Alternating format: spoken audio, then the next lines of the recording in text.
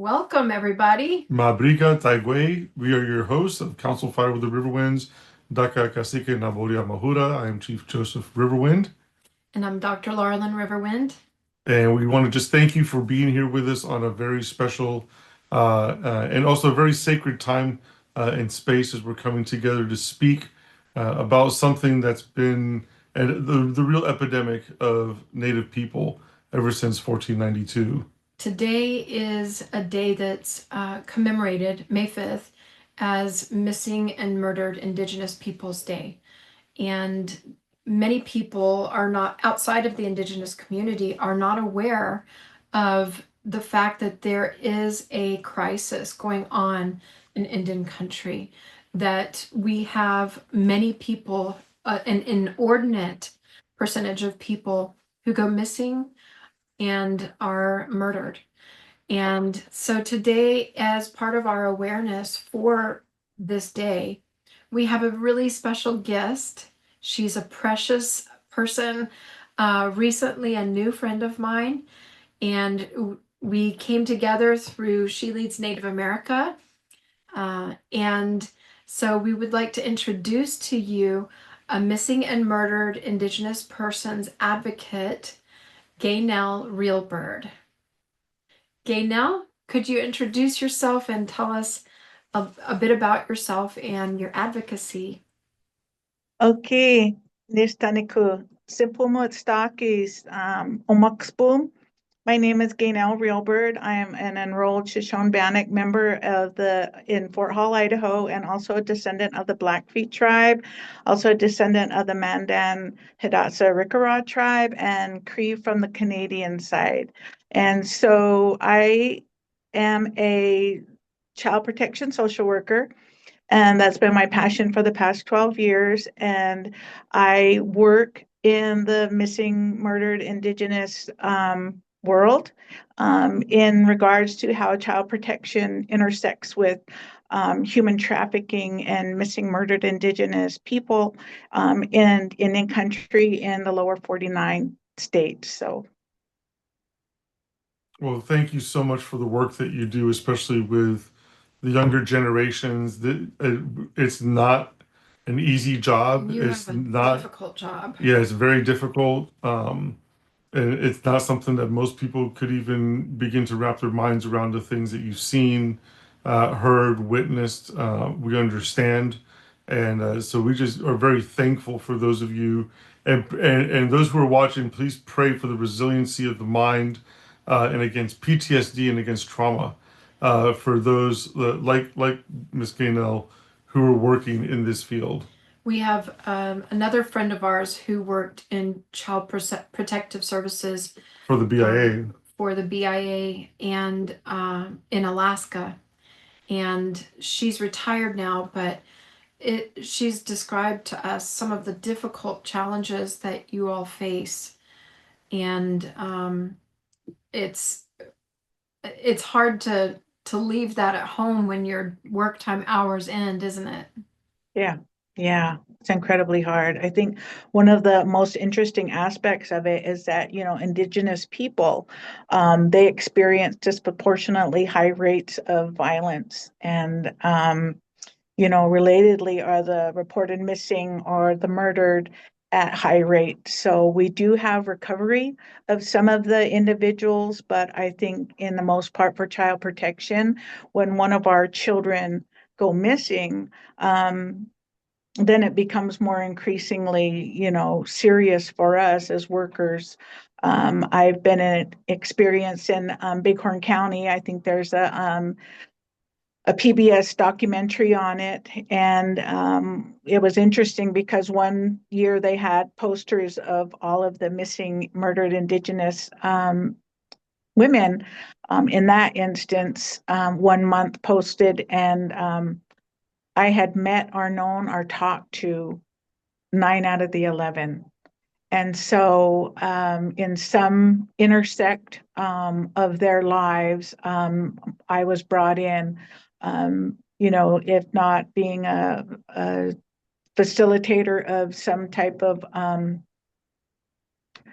recovery effort or going out and physically snow boots, winter jacket, winter garb, looking for kids on, a mapped out grid in Bighorn County.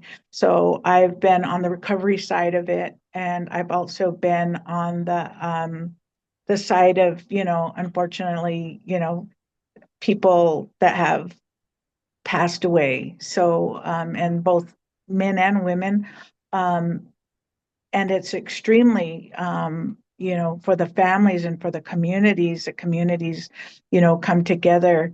And as a child protection social worker, a lot of what I do, and a sociologist, is, looking at past trends in history, and, even historically, Native tribes had, when they would go raid on other tribes, they would also take their children.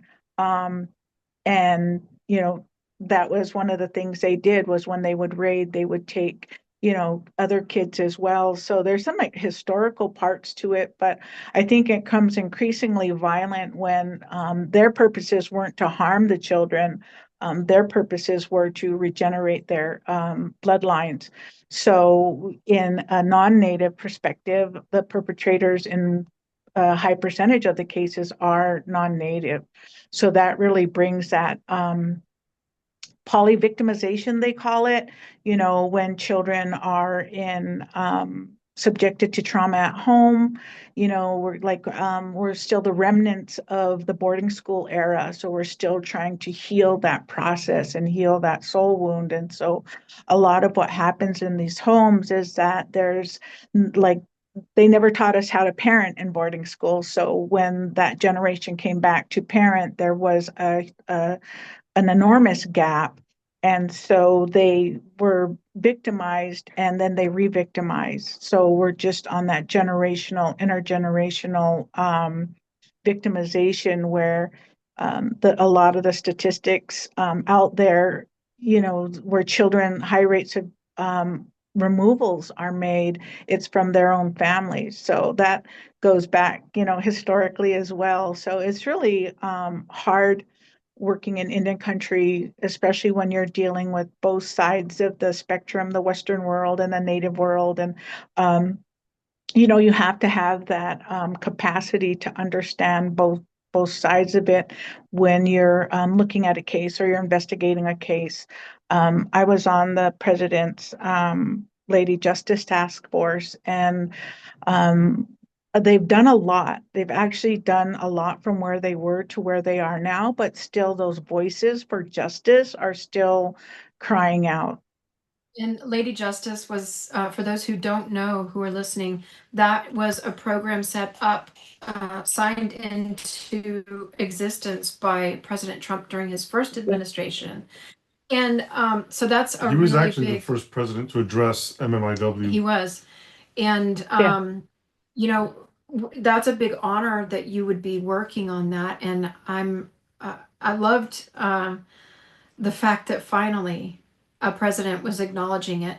And when you talked about the boarding school, I think you brought in a really important point.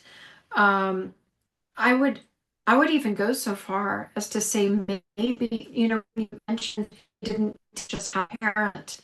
Um, we might even say that what they did teach about parenting was negative because Mhm. they took away children from their parents and boarded them in schools there, and then became the surrogate mothers or the foster parents, so to speak.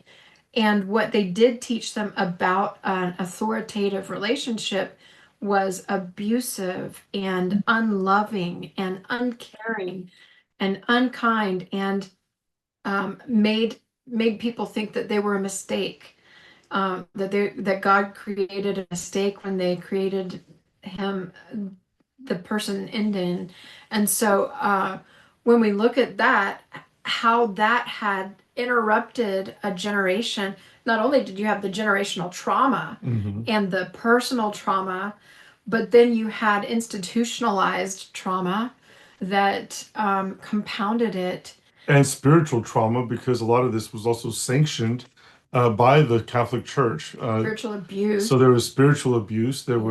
There was so much that still is still being dealt with, in Indian country. Issues that even go deeper than, like the forced sterilization of women, and it seems like it's a planned attack by the trickster against our sacred life givers. And you mentioned history a few times, and as you were saying that, I thought to myself, my tribe, the Taino people, the island Arawak, we're the ones that discovered Columbus wandering lost in the ocean. And Columbus, I was able to read some of his logs, and he was the first one to write about a girl, a 8-year-old girl that they had taken, one of my people's girls. And he also wrote about how the She was sailors, kept in a cage. yeah, in on the ship. And he wrote about how, how the sailors were wanting young girls 8 to 10 years old. And it was the first, uh, what do you call it, trafficking that was Sex taking place, trafficking. and the taking of hostage, the kidnapping of our people.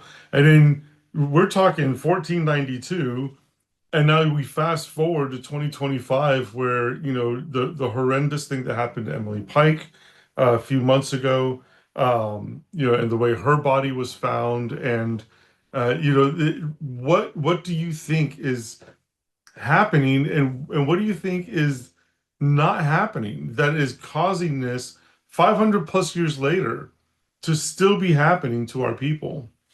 And specifically, I want to hone in, maybe I can make that question a little bit more directed so Mhm. that, um, because it's a lot to cover, but I'm very interested to know if in your experience you have been able to delineate the different causes, because one of the things I think makes this so challenging is that it covers a lot of different things about what has happened and why they've happened.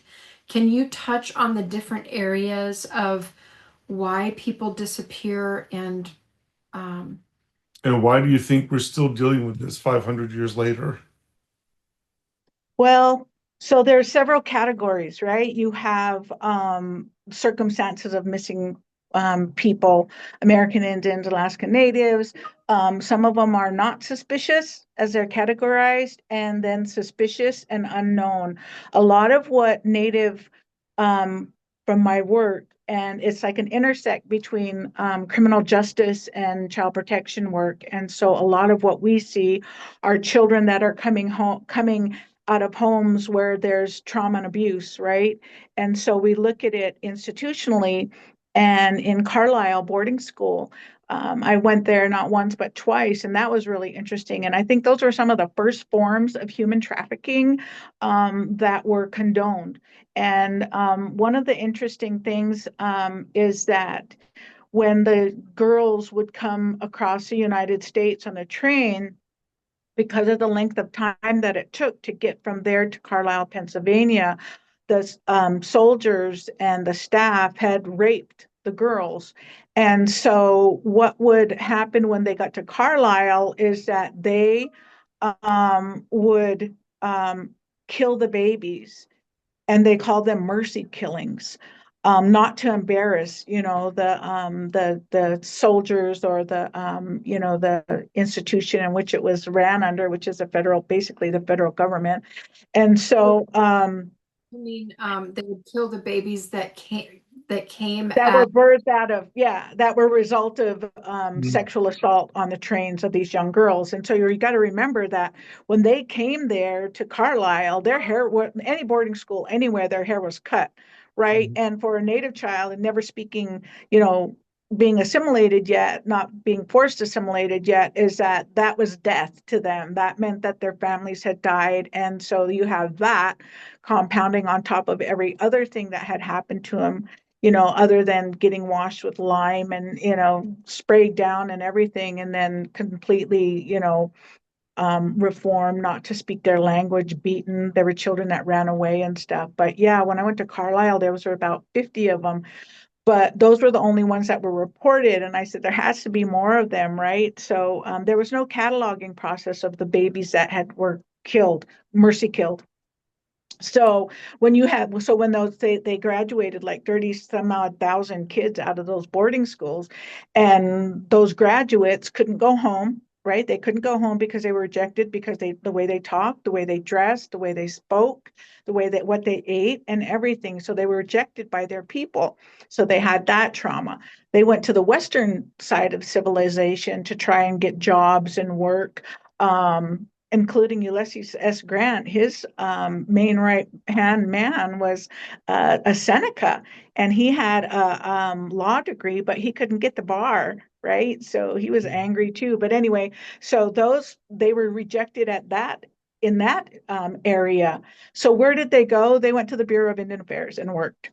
And so you look at those policies and stuff like that. So those policies were never ever made, or created to help Native people. That's how that, Indian Child Welfare Act came out, was birthed out. And so it was really to harm.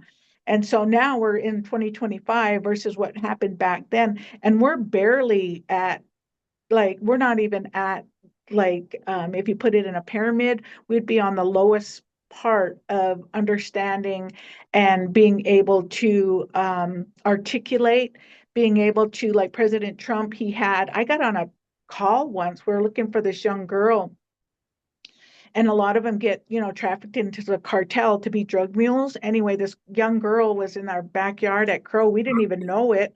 So the FBI agent calls me. She's like, "Hey, Gaynell, can you go do this and go check to see if this young girl's here?" So I went there. Of course, she wasn't there. She had run away because she was scared of the cartel. And then I called grandma. And I was like, "Hey, we're looking for your granddaughter." And she's like, "Social services, you're the ones that, ruined us and all of this stuff." And I was like, "Okay, well, thank you, keep in touch." And I hung the phone up. So I called the FBI. I was like, "Look, she's at grandma's house." And there was like 33 different agents on this call, and it was out of Salt Lake City. And then here's this little old social worker from Crow Agency, Montana. And I'm like, "Yeah, go find her there, blah, blah, blah." And, all these agents and everything. So they were actually mad that a social worker was able to locate this highly, sensitive case. And, it's like, "Oh, yeah, I call grandma." But anyway, she was located and she was alive, and so really the if what we taught at home, and what we learned at home was, behavior change. They need like behavior modification, even cognitive, behavior modification change, because they put themselves in those positions when they're, running away. A lot of them are runaways, that have run away from traumatic events. And then where do they go? They'll jump on the bus, and then that's where all the, the traffickers are at those bus stations waiting for these young girls to get off, thinking they're going to go to some big city and, create a life for themselves. And it doesn't happen. The traffickers are there, and they're, hustling. They're hustling because this is an industry. It's like a business. I'm at the Super Bowl. I mean, that's one of the largest human trafficking events in the United States. Any significant um, event across the United States, you are going to definitely find human trafficking there.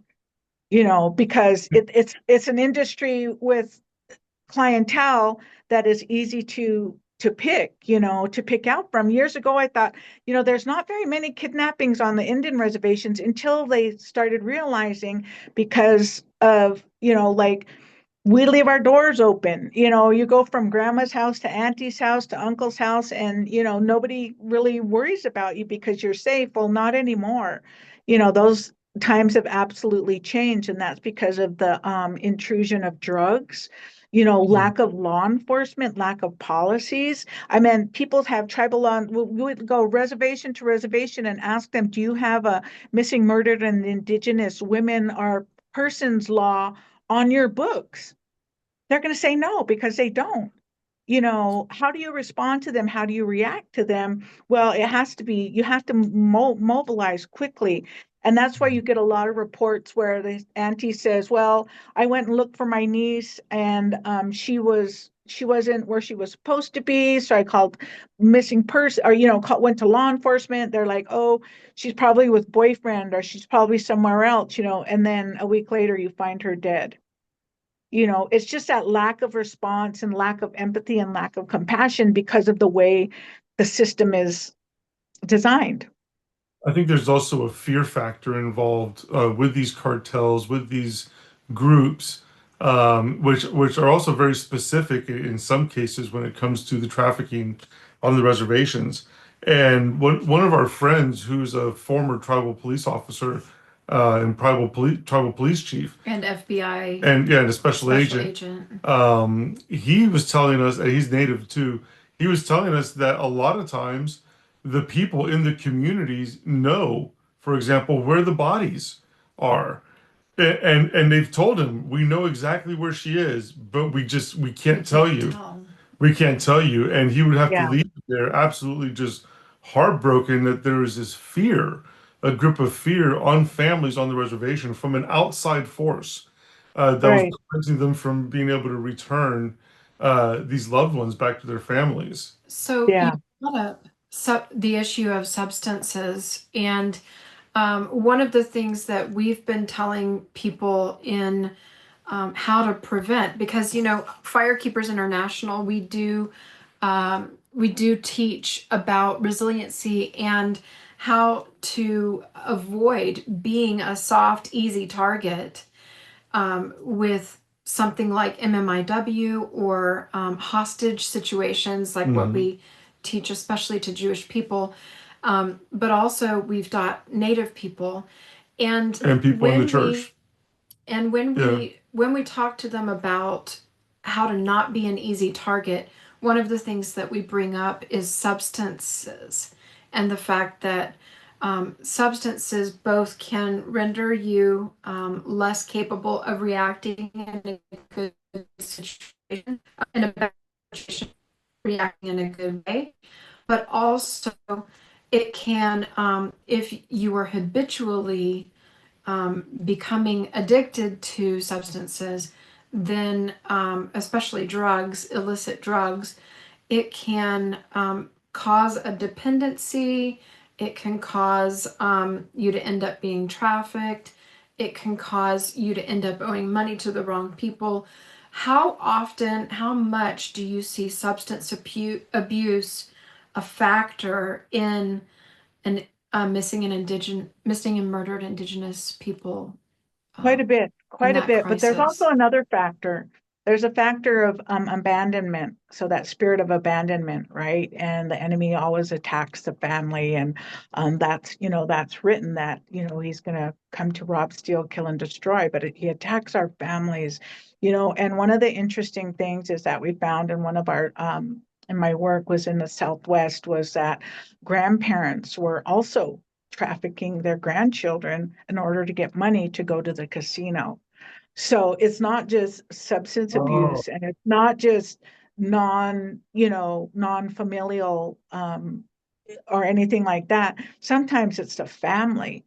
I've been involved in cases where uncles trafficking nieces, and mom's not available and mom's already addicted and she's already out there, and then you have, grandmas with these multiple 9, 10, 12 children. How are they going to feed them? They're trafficking them, and so there's been multiple cases that I've been involved in, and sometimes law enforcement just, they don't know what to do. Like, how are you going to put a 70-year-old grandmother in jail? Well, put her in jail because this is what she did to this generation, and so it's Mm. just not,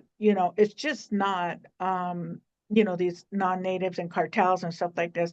We're at the point where it's families doing this to families, right? So there's an How, And it could be not only, addicted to drugs, but it could be addicted to anything else, anything that has to be, you have to pay a bill with this economy right now, the chances and the opportunities are even greater, and so it's really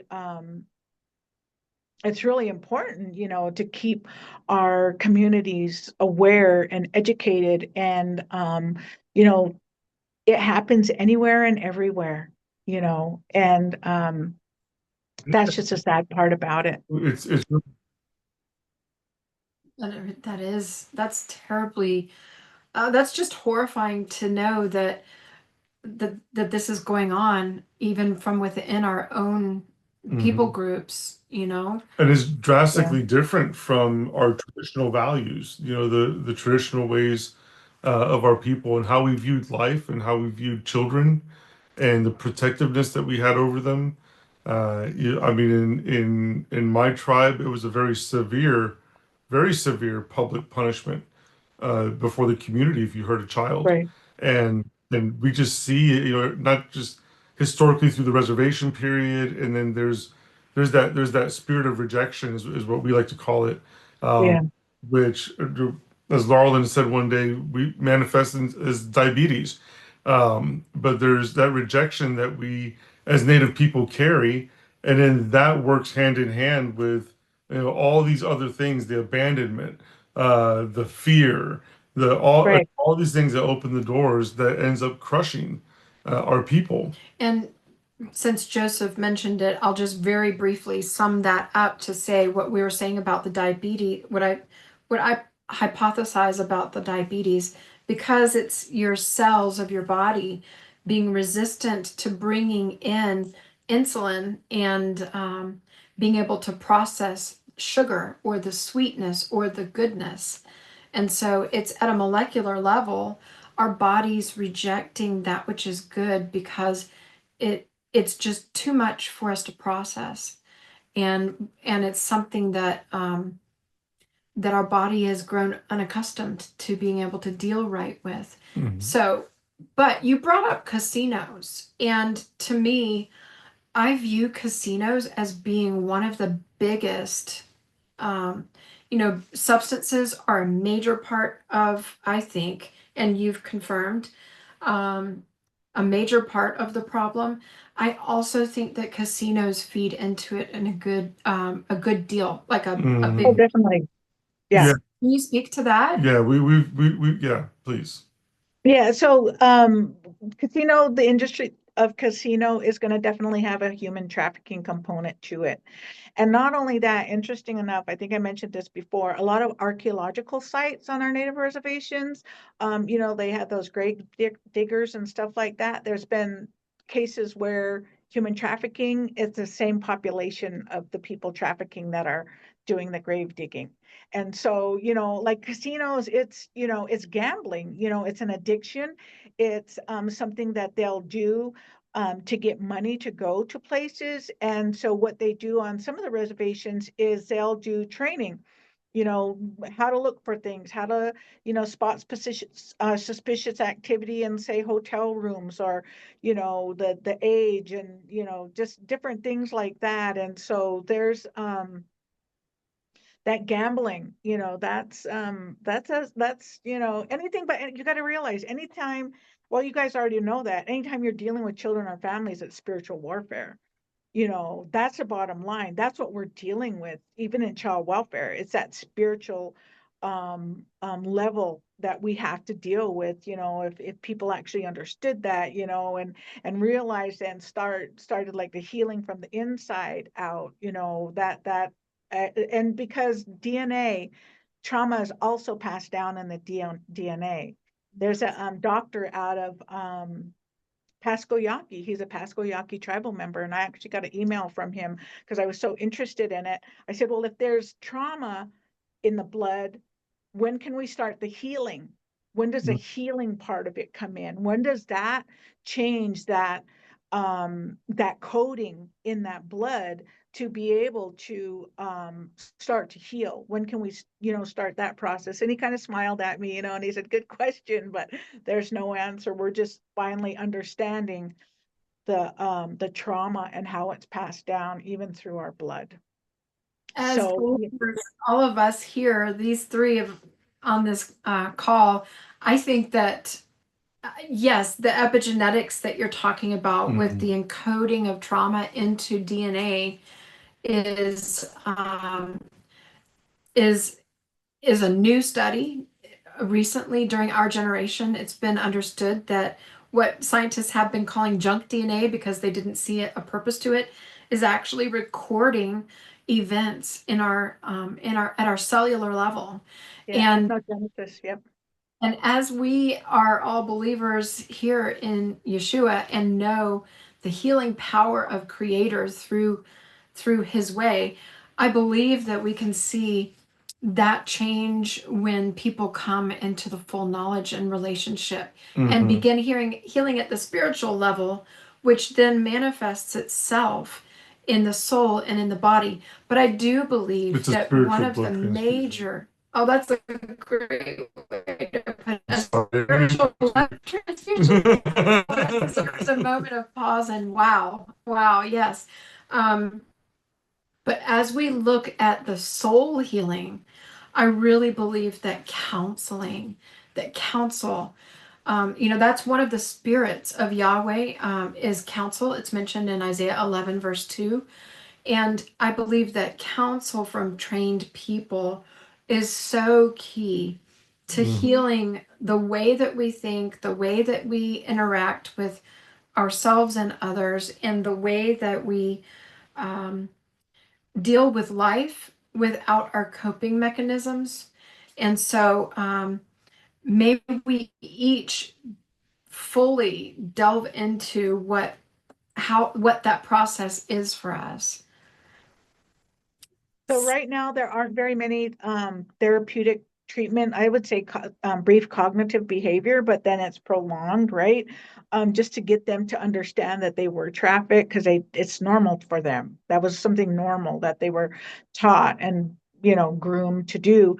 And so it's a whole, it has to be a whole transformation, a soul transformation, from the from once they embrace that's happened and then the acceptance, it's almost like the grieving process, right? But so one of the interesting things is that there's not, we right now in the United States, we probably have maybe one or two behavioral therapy places where, and they're not locked down, where kids can go that were human trafficked. So that's such a new area that, say you have FAS, right? That's in the DSM-5. And so, but you don't have like children that were born already drug affected, right? There's that higher population of, them being vulnerable. It's that vulnerable piece too. But I do believe that there's only like one. There used to be two in South Dakota, but I believe now there's only one where they can go to and, like a safe house for human trafficking. And so I actually met a girl who does the One Blood ministry, and she was trafficked. And her incredible story of how God just came and switched her whole life around. I mean, she was like, she was taken to a different level of healing. And now and now she's out there ministering. She was in Crow Country last year, and just incredible to hear her story because she came from Cuba on a boat and made it to and she's a United States citizen just or last month. But yeah, just her incredible story. But it's those survival pieces of it. So we tend to sometimes focus on like the negative part of it, right? Who came out alive and who didn't. But it's the ones that are alive that are going to truly be our healers, I believe, because they're the ones that can go and share those stories and they can understand and they can connect to that.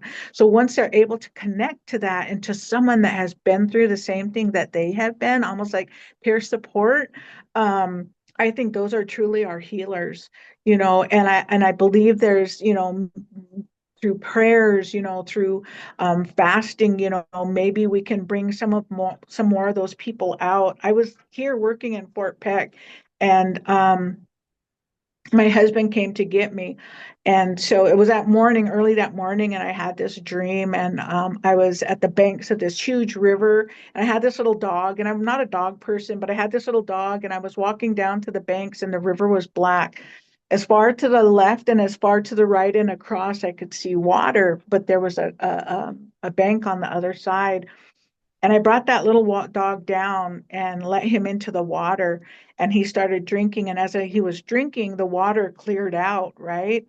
And when I went back up to the bank where my husband was standing, there was just bodies everywhere in the water. And I was like, what is this? And I was like, God, what is this? I already do MMIP work. I already, are you going to put me on a different assignment? What are you going to do, God? What are you showing me? And so he didn't speak back to me, and stuff. And I just saw in that water, and it was just back to back and bodies. And the thing that caught my eye was a woman holding her daughter, holding a teddy bear. And I thought, that's truly, it really impacted me, and I woke up and I was, start sobbing, and I was crying, and, and then praying, asking, Yahweh, show me what it is. What do you want me to do? But I think it's truly helping people bring back those heal those soul wounds, putting those souls back together, and praying and fasting, and, um, and just, you know, accepting them, that no matter what had happened to them, that they're still, God created them, right? There's still this remarkable person that survived this. But now, how do you go out and help those other members that may not have that, or may not be able to see that, anyway. And I think it, what you're saying is absolutely incredible and is right on point to basically the struggles that are taking place that Yeah, few people know about, right. outside of the reservations, or even just outside of Indian country. Very few people know about these things.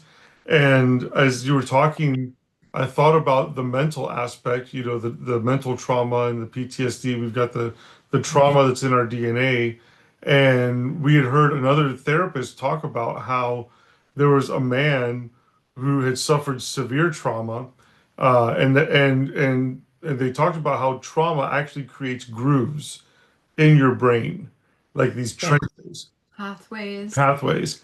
And so the person that suffered the trauma, just started reading the Bible and just started reading the word, reading the word, reading the word. And little by little, those grooves in his brain started to fill in. Wow. So literally Praise the God. word became flesh, and it healed him of the PTSD and the trauma that had taken place. Right. I do I believe that the word can do that, and that there's a renewal process, but I do also very much believe that counsel is so vital. That's Yeah. Um, another way that can help rewire the. Yeah. so Yeah. one of the things that has been a question in my mind, especially when you're bringing some of the issues up in relation to the home, and that you've seen some of these girls that go missing, um, some of them, to bring them back and find them, may not always be in their mind a better option. And so when you talk about being trafficked out of the home and the abuse going on in the home, um, and that there are so few places that are ready and established and open to receive people, is there a way, do you know any of these places where, I'm sure there are people out there who are saying, where can I give to this? Do you know of any good, well sourced and vetted organizations that people could give to? No, not right. Well, just that one in South Dakota. Um, but I don't even know if it's operational. We just had picked up a girl a couple months ago, and I think she went to the one I think it's in Mobridge, South Dakota. It's called Southern or Great Plains Rehabilitation Treatment Facility, but it's run by the IHS, but there are some really good counselors there, and they also do, I'm sure they do, some type of spiritual healing there as well. I'm actually, to tell you the truth, I haven't gotten to be able to even visit the place, but those are places and institutions, lack of a better word, that we really need. I mean, we need recovery homes, or just where people can just, where they can just go and heal, and, and sort things out, if they need to apply for a birth certificate or get an ID again, and then not be found. So, no, I don't. Honestly, I don't. I'm sure there's one of the things that I'm a little bit, Canada is really the forerunner in that boarding school initiative and stuff. And I believe our initiative just started, but I'm sure it'll start up in a different form. But President Trump also allowed for 50 individuals to be hired on cold cases. So there's going to be that, coming soon. I think at the state level, I do think there's a MMIP unit in pretty much every state, and also the Bureau of Indian Affairs also has a website, the Office of Justice Services. So they're not even So, understanding how we intersect yet. So yeah, we'll get there. okay, so if any of our listeners know of a place where they do this type of help, taking in people who have unsafe living situations and maybe have been trafficked, I'm Or sure there maybe are you don't trust the places foster out care there. system. Hmm. And that was going to, maybe they could put it in the notes, but please make sure that it's a vetted organization before you refer somebody Hmm. out. And I would love if you would speak to what is your level of confidence concerning the foster system that you're involved with, because we've heard the reports and the rumors out there about the foster system in general being very broken.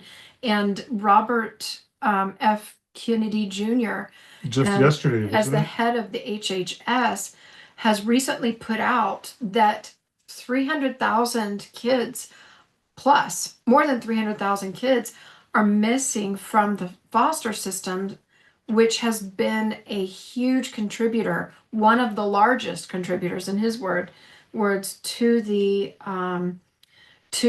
child sex trafficking and slavery trafficking industry. So, what can you speak to that, and Yeah. what might? So a couple of years ago, we sat at a MMIP when Montana was rolling theirs out, their unit. And so out of the 45 kids that were missing, 40 45 kids that were missing, 40 of them were in the foster care system. So yes, that is a big contributor. And there's a lot of multiple factors in and of itself. But the Western side went from orphanages to foster care. We went from boarding schools to foster care. So, just because they have a piece of paper doesn't mean that they're completely safe. I mean, these people are going to jail just as much as, the non-offenders. So, where they would deem safe.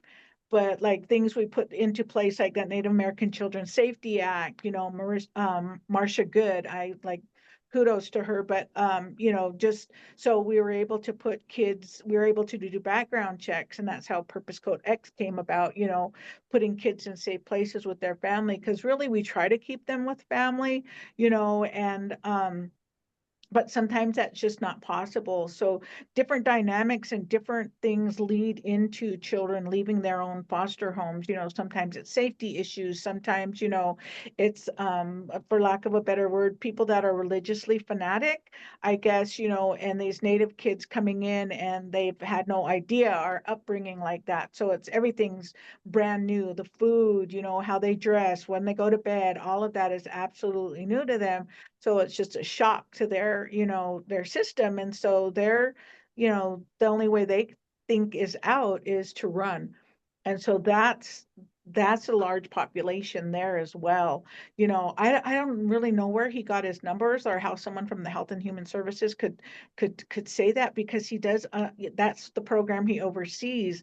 So that would be something that is going to be reported to him, you know. So like when we have a child in care and, you know, they go missing, and we've had that happen as well, it's usually because they're in those foster care systems, because we haven't figured out how to keep our kids safe within their own communities, like children's shelters and, you know, safety homes or things like that. People that would just be willing to let, you know, a kiddo come in for a few days or just to get some rest and, you know, eat something good. And then, you know, but we don't have those. We have a lot of homeless shelters, or, and those are dangerous in and of themselves as well, because of what happens in, I mean, Yellowstone Boys and Girls Ranch. I mean, there's a guy that just got, you know, federally, and I think he was getting federally indicted, you know, for abusing children in a, a group home with that dual diagnosis, substance abuse, mental health, and all of that, you know. So it's just increasingly dangerous, you know. Kids, what we need to teach our families is to keep them together and keep them safe, and keep and let them be aware of it, that Mhm. there are, you know, there are those factors out there. But yeah, that the system is completely broken. I mean, we don't have, like the Bureau of Indian Affairs, we don't have placement for children. We depend on the state, or depend on the tribe. So we're dependent on them. Well, But it's yet we, already bad enough that the Bureau of Indian Affairs falls under the Bureau of Land Management. You know, oh, they split that up. They split that up. So that's all breaking up. Yeah, okay, good. yeah. Well, speaking of flipping things up, is Doge, is the cuts, or the federal funding cuts, is that affecting the MMIW programs? Yeah, And because of resources, we won't have any resources. So when we have a mom say that needs diapers or wipes or formula, we won't be able to give that to them. And so what are they going to do? They're going to traffic either themselves or the mm, child. You know, I mean, it's desperation. They're at desperation mode. I mean, I can see, you know, where he wants to cut costs and things like that, but not at the risk of a child being harmed, So you know. my So that is what they've said is that that it will not at all impact the end receiver people, and the programs of need, like poverty, help for those impoverished, are not going to see the impact. Have you seen cuts yet, or have you just heard the rumors about them? Have you seen people who used to get money suddenly not getting it? well, so people aren't going to self-report that, right? I mean, they don't want us involved, because then, you know, the potential to lose their children is greater.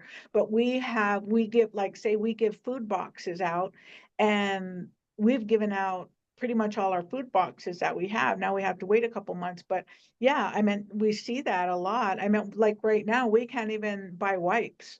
So it makes it increasingly hard and difficult. Like if there needed funding, it should go to like domestic violence shelters, or shelters for people that are unsheltered, you know, homeless.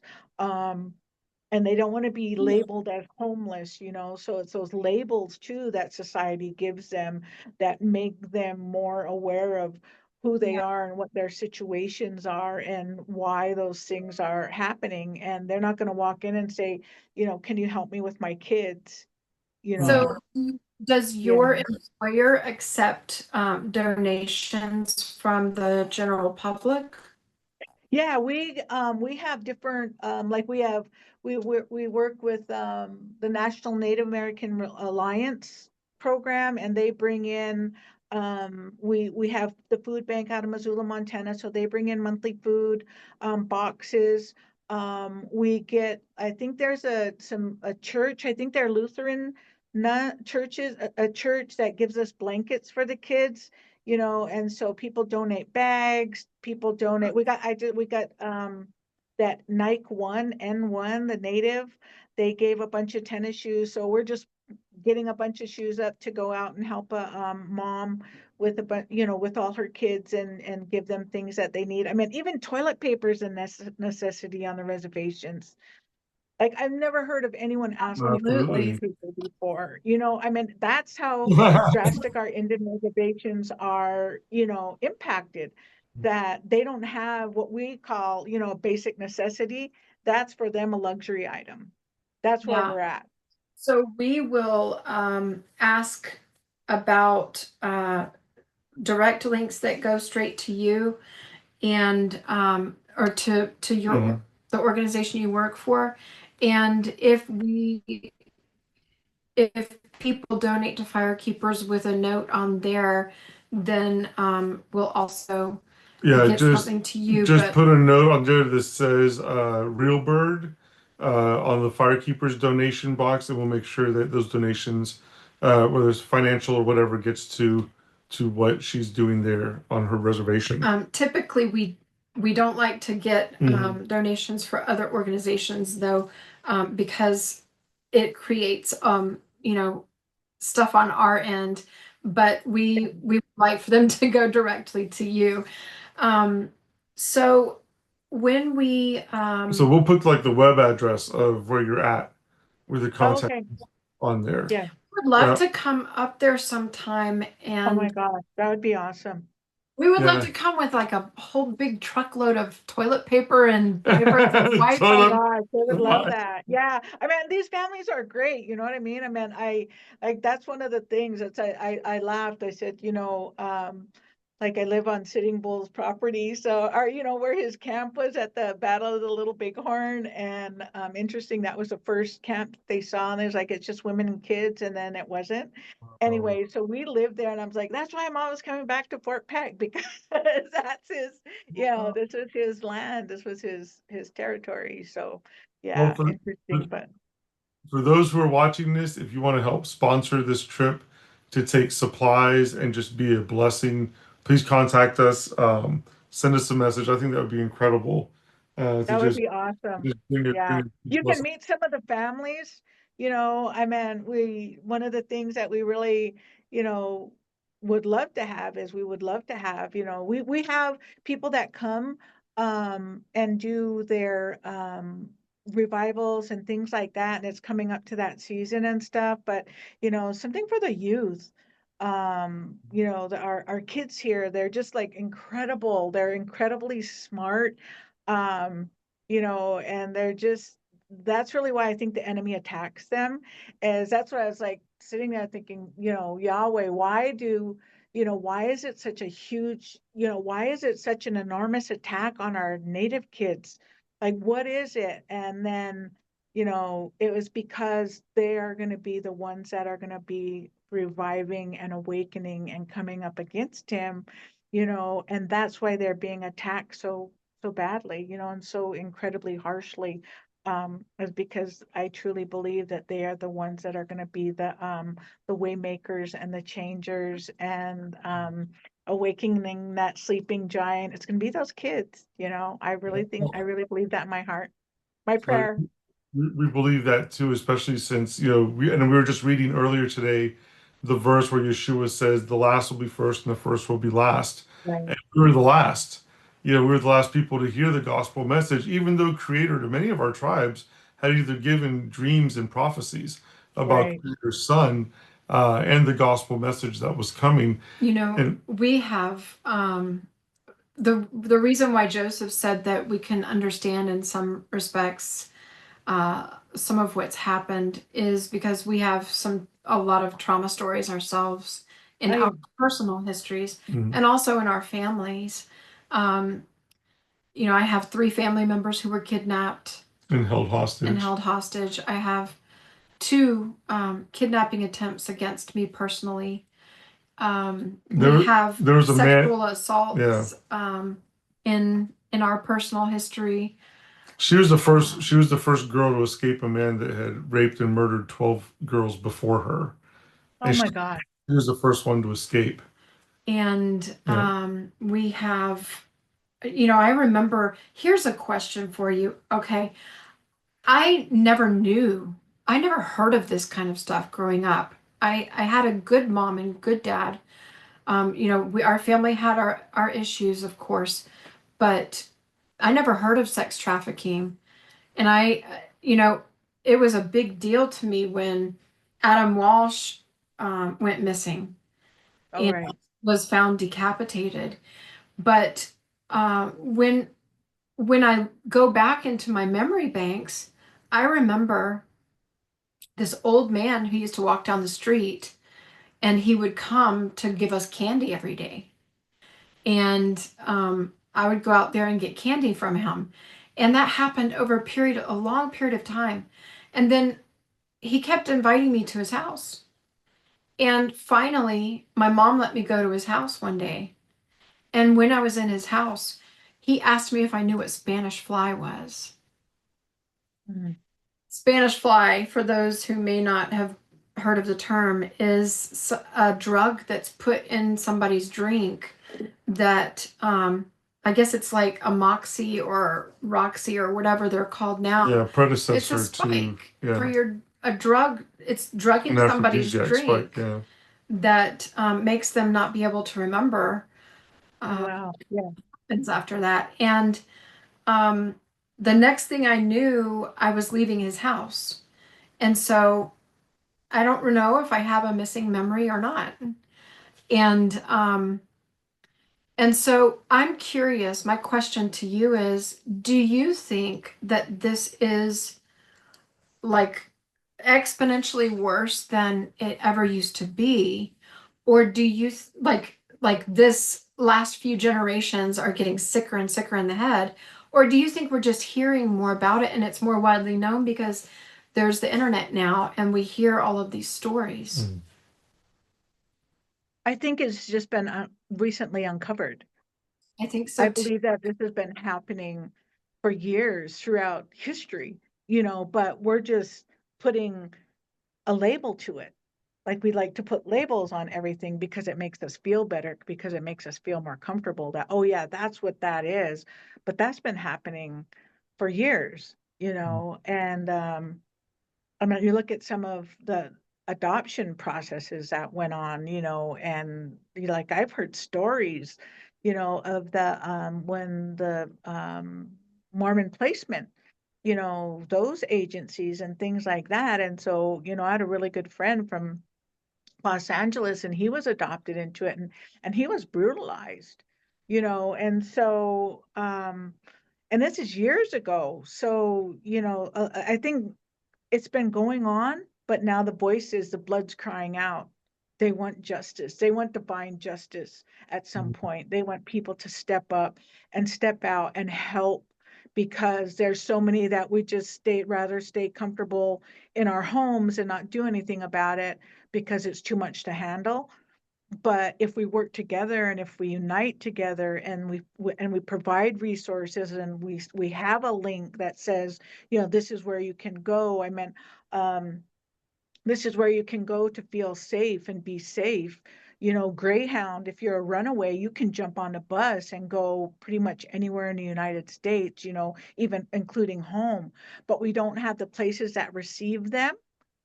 That's what we're lacking. We need that resources of where they receive them, where they can get that confidential help, where they can get that healing, where they can understand that. Like the bigger cities like Miami, like the gal I told you about before, she went through a whole,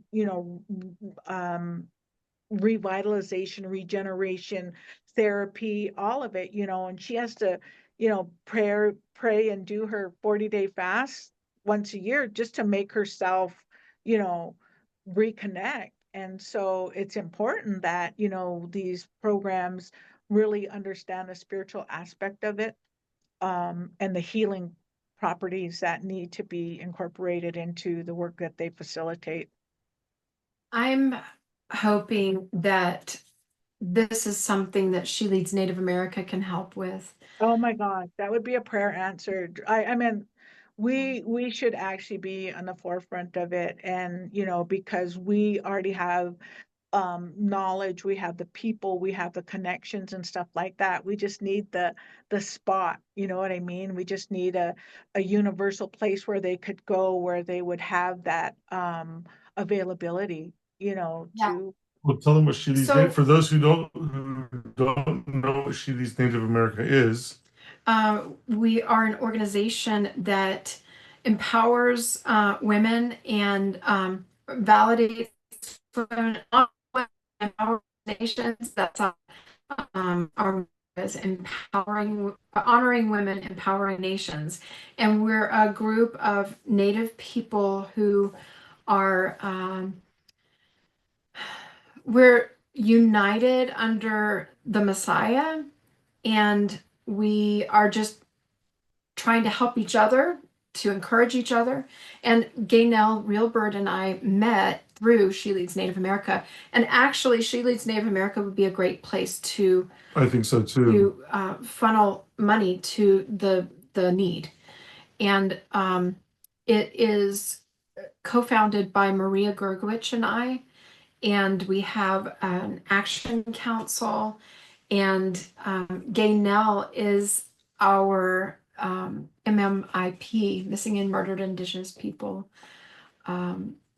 one of our advocates, and we're working to make that an official advocate agreed upon by everybody. I think that's already in process. I can only imagine what all of you women, not just Sheely's Native America, but just all of the women coming together to really focus on something like this. That would be very powerful.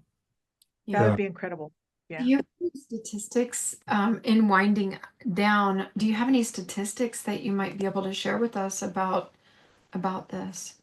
So I do, but actually they're old because they this is something that's always ongoing, right? And then you go jump from one administration to another administration, and so it's whether they value or, you know, prioritize that. But I will say that President Trump's Office of Justice Services under the Operation Lady Justice, the best ones that I found, um, there were, and this is way larger, but in 2020, there were 1,496 missing Alaska Indians and American Native females and 918 missing Native American females or males, excuse me.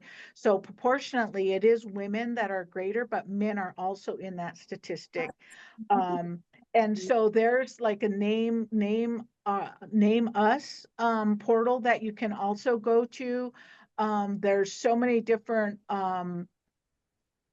there's funding available, you know, there's different areas that you can reach out to, but each state is going to have their own unit. So until they come out with a mandated reporting system and portal, right now it's like not functioning.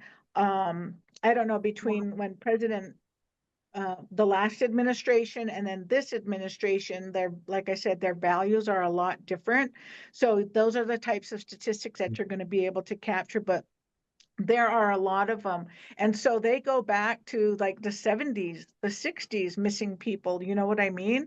On the Blackfeet a couple years ago, they found some bodies, and I think they thought they were my cousin Ashley Heavy Runners, but they were actually of a police officer that went missing, and he had apparently froze to death on horseback, and they found his remains finally, and he was from the like 1900s, early 1900s, but he was a law enforcement officer, and he must have, you know, maybe gotten a winter or storm or something, and you know they had finally found him, you know. Wow. So yeah, like the statistics, like I said, like to gather them, that would be a whole research project, you know what I Yeah. mean? The undertaking of it would be Would, so enormous because you have to include the Alaska Native, you know, and there's so many villages up there, there's 500 and some odd villages up there, I think.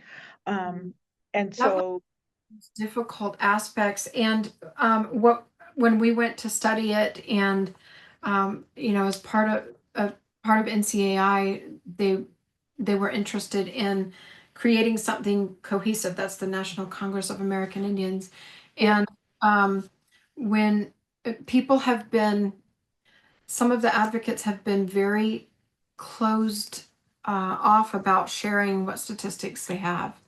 And I would love to see more cooperation between the advocates in different tribes, um, so that the real numbers can get out and be published. And um, that in and of itself is really important when we don't even, we can't tell how many people in the last few years. Mhm.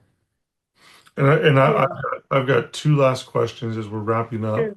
One, And one of them is, with these cuts and with the potential of them really affecting these programs, considering that President Trump was the first one to make an MMIW task force program, maybe there should be a gathering of those people that were there at that, or are part of that space and area in their work, and go back to him and be like, "Hey, just a reminder, you're the one who's Yeah. the first one who signed this, and how you made history. Don't defund what you created history with." well, I Uh, think that some of those But misappropriated funds that Dick is uncovering could very well go into right? Lady Justice. So maybe that's a President possibility. Trump It's not was really a very question. It's, maybe it's a yeah. possibility.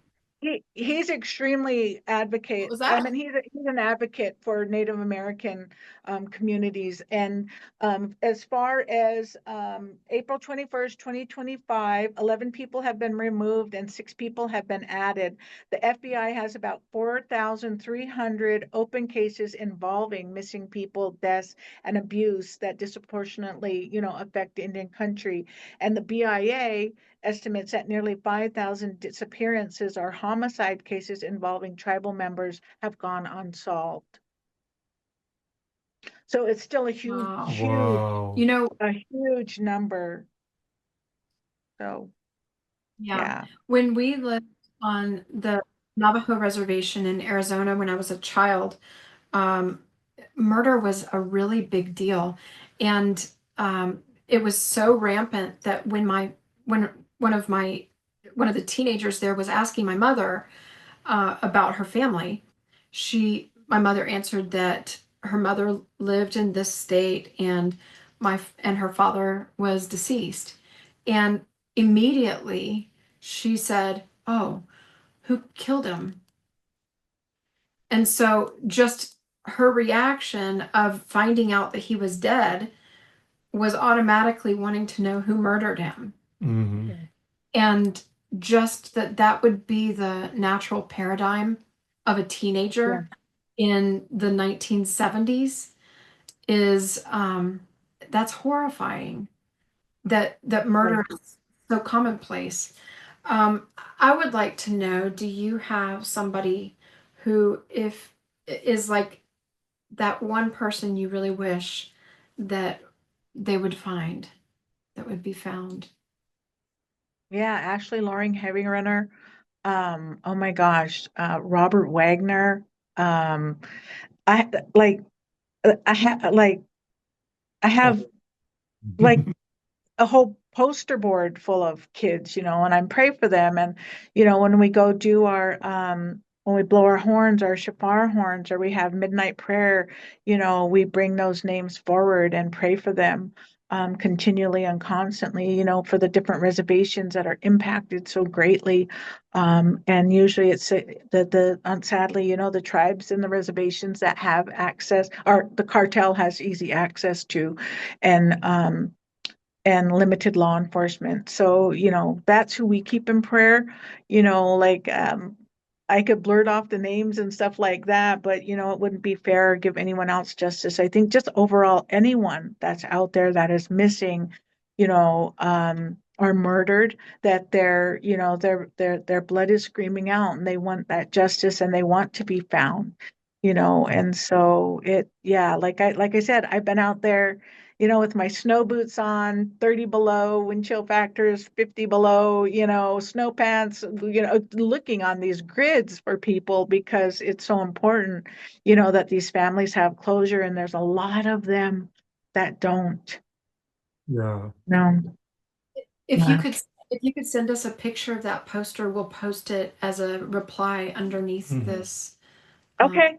Yeah, I can do that. Yeah. And if you would, this is kind of just out of left field, but it is kind of connected. You know, we all have a lot of friends in Israel. We know personally people who've been affected by the hostage situations and the kidnappings. And you know, they also as well, these women that were taken, Yeah. they're indigenous women of Judea. Yep. So if there was some, if you could say something to all the people of Israel, you know, something that you can say that we can share with all of our friends over there concerning the hostages and those who are still being held, especially coming from a place where this is what you know every day, both from personal experience and as a people as well. What would you have to say to them? Anything that's on your heart? I would just say that to stay strong because we're so resilient and the blood that runs through them is Yahweh's blood. And that is as strong. He's there. He'll never forsake us. He'll never leave us. To keep praying and keep vigilant, keep fasting, keep speaking out and never go silent. That's incredibly hard. But, the more that you get out there, the more that you go to the media, the more that you push, the more that you keep going, and the more that you keep moving, something's going to change and something will. We have to stand on his word every single day. Isaiah 54:17 says, no weapon formed against us will prosper. So we have to stand every day. Psalm 23:1, the Lord is my shepherd, I shall not want. Those things we have to stand incredibly hard and incredibly resilient on those words and know that he is going to hear us and that we will get our answers. We don't know when, but we will get our answers. Trust him. That's yes. beautiful. Thank And you. and I wanted to ask you, I mentioned there was when we it was during maybe 2017 would be my guess. 2016 possibly. I think it was 2017, 2018. I remember seeing a news report on the Great Lakes area where a 1 month old baby had been found Mhm. at a port being transported by a Muslim man I've and got the article as somewhere. part of Yeah. a sex ring. And the baby was rescued and the man was arrested. And I've heard reports And these were native children that that Right. were trafficked. Yeah. one of the reasons why First Nations people are targeted is because there's an exoticness about it and that supposedly we can pass for a lot of different nationalities. So if they take them outside of the US or that they can blend in a lot of different places. So Hmm. I don't know if that's true or not. Those are things that we've heard. I do know about the Muslim man that was reported in In the news. typical Yeah. news, whatever the regular news media is. We'll see if we can put a link to that also. Okay. But we are so grateful for you coming on. I'm trying to look at my notes real quick and see if there's anything else I can't I think I've got everything read on mine. before we talk with you about it. There's so much on this topic. It's just Yeah. it's so vast. I am Yeah. curious if there are statistics that you're aware of that say in cases that are closed, do you have any idea what percentage of them are found alive? I had that. Yeah, there is a percentage actually. I think it's almost like 24%, Okay. so that are recovered, but there's not an absolute one on death because until they find their body, right? So, yeah, they don't post them as, or they wouldn't be considered a statistic unless, They've closed the case. yeah, no, unless they found the remains, sadly. Yeah, so they're not going to put them on a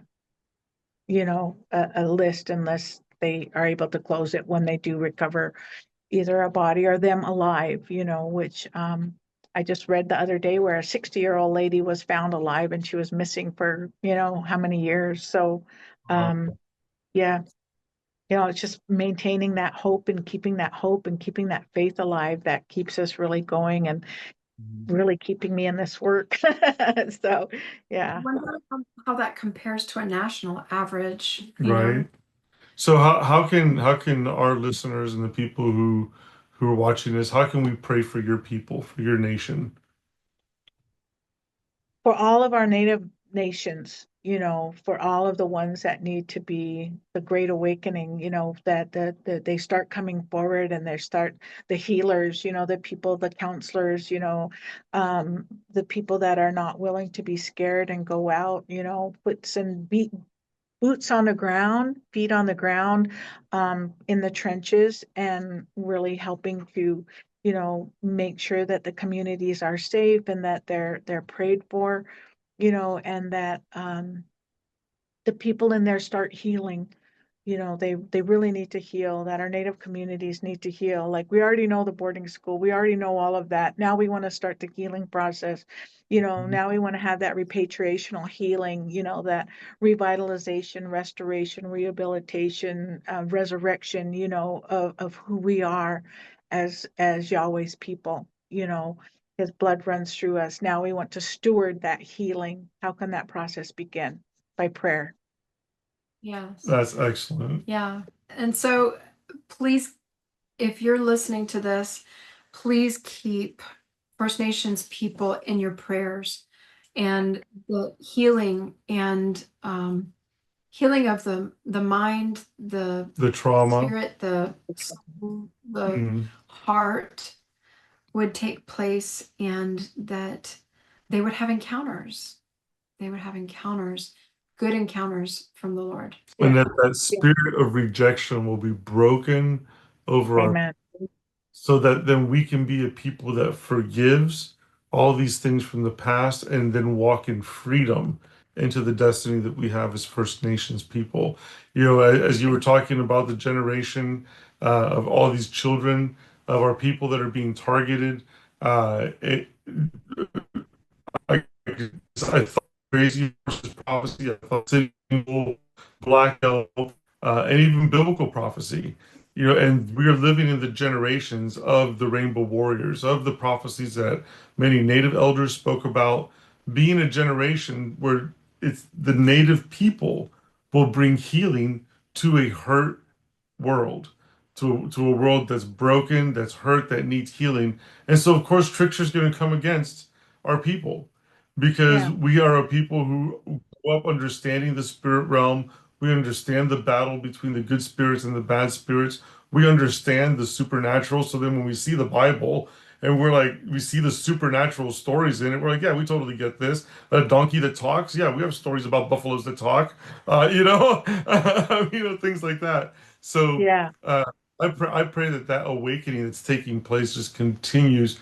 And I just want to thank you and honor you for the work Yeah. that you're doing among your people in a very difficult calling, and also the work that you're doing in making sure that that awakened giant doesn't hit the snooze button among Yeah. people and everywhere that Creator has sent you. Thank you so much. Thank you. Yeah. The Lord, Okay. before we head out, we'll leave the last bit to you.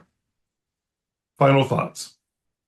Final thoughts is that my prayer for all of those that are suffering from trauma, that are suffering from abuse, that you start to heal and you begin that healing journey, and that if you know of someone that's hurting and in that situation, that you help them. The only way that we can help one another is if we're healed, and the only way that we can move forward is together, and that Yahweh blesses us with that divine justice, and that we are able to step into who He made us and created us to be. And I just pray for the people in Israel and everything that they're going through, and their women and children and men that have suffered as well. And we share that commonality, and that we just, all have to heal together, and we all have to forgive, and we all have to absolutely carry on and move on with His work. It's too important. Thank you. Katu, I agree with Yes. that. Thank you so much, everyone. This is Gaynell Real Bird. Thank you for the honor and blessing of having this time with us to share with everyone what's on your heart. All Thank right. you. Okay, bye, guys.